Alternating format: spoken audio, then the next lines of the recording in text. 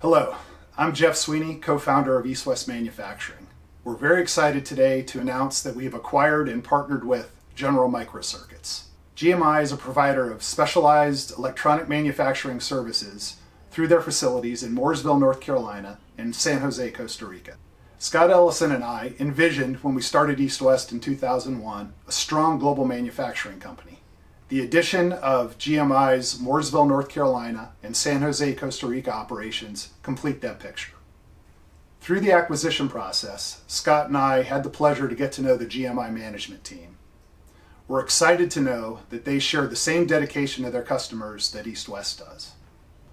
We are honored to have GMI as a partner, expanding East West's electronics manufacturing capabilities to both nearshore and domestic locations. As a result of the acquisition, East West can now offer services from clean sheet of paper design through prototyping, short-run production, to volume ramp, extending all the way to our low-cost facilities in Asia.